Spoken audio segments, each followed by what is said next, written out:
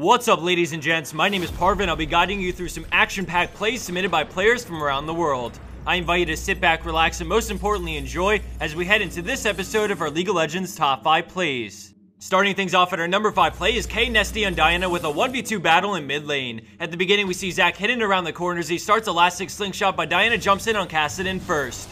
He teleports away, but after the silence, she dives in for the kill, but in return, the tower chunks her down with the help of Zac. Right before she goes down, an amazing shield keeps her alive as Zac tries to break through it, but the third ball collides, returning a fresh shield to her, which allows her to somehow break down Zac into his passive. A combination of perfect limits and timing allow Diana to 1v2 despite a huge disadvantage. Our second play takes us into a close team fight near Dragon with Cran OPs on Jarvan. Right from the start, we see blue team running away with the fight, leaving Jarvan and Ezreal in a 2v4. The enemy team chases after Jarvan, and thanks to the slow from Ashe, we see blue team quickly gaining on him, but then something brilliant happens. Ezreal fires off his ultimate as Jarvan turns at the same time with his EQ into Cataclysm, crushing the enemy team in a huge 2v4 turnaround they didn't see coming. It just goes to show the element of surprise and synergy can overcome situations with bad odds, but now we're going to switch gears to our number 3 spot with the solo play coming from Gryfall on Vayne. Out of nowhere, a wild Rammus appears, so she condemns him back and pops Final Hour, immediately cleansing the taunt as the enemy Sivir approaches, so Vayne switches targets. The boomerang goes out, so she flashes away from its return path and utilizes her ult to keep Rammus guessing as she finishes off Sivir. Using the true damage from her W, she goes after Rammus, going into stealth and picking up the double right after. Left in a 1v1, Sona kites back while rotating through her abilities to try and bring Vayne low enough to turn with Ignite. All of a sudden, she turns as Vayne goes over a Nidalee trap and gets ignited, but an amazing Quicksilver Sash takes off the debuffs, allowing her to lifesteal through the damage and take the triple after an intense 1v3.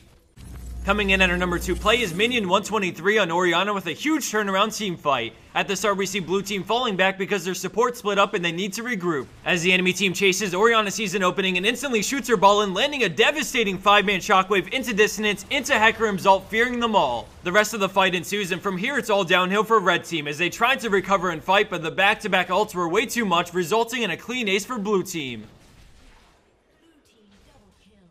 And for our number 1 pro play for this week, we have Forever Hit on Kassadin with a play that would make Xpeke proud. At the start, we see it's an hour-long game with red team over 100,000 gold. We see Kassadin hiding out near the enemy base, waiting for them to get into a fight, and when Lee Sin picks a fight, Kassadin begins to split push. As the fight explodes, we see blue team try their best to hold them off because they know the whole game rests in Kassadin's hands, but they're fighting a man down, so they decide to try and stall red team from recalling. Nocturne runs in blindly with Paranoia up to cut off vision for the enemy team and to force them to continue fighting. Nocturne goes down quickly, followed by Rumble right after as blue team throws at them whatever they can to stall. Twitch gets stunned and dropped extremely fast, but the aggro on the wolves stop Veigar from recalling right away as some members of the enemy team recall as the rest of them head in to win the game.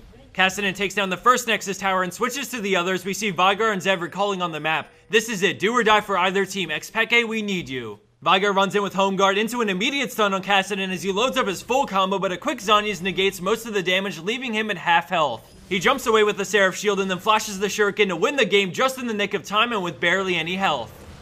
Let's check that out one more time as he Rift walks away and then reads the Zed Living Shadow swap and instantly flashes, single-handedly taking down the Nexus for his team. And for the bonus clip of the week, we have Shardfest on Taric working together with Ezreal to win a long fight, all while disregarding the wall. Like always, if you like the plays in this episode, please feel free to give it a thumbs up to show it. Also, feel free to comment down below with your favorite play of this episode. I personally love the intense Kassadin backdoor and want to know what you guys think. Thanks again everyone for watching, and I'll see you back here soon for the 150th episode of our League of Legends Top 5 Plays.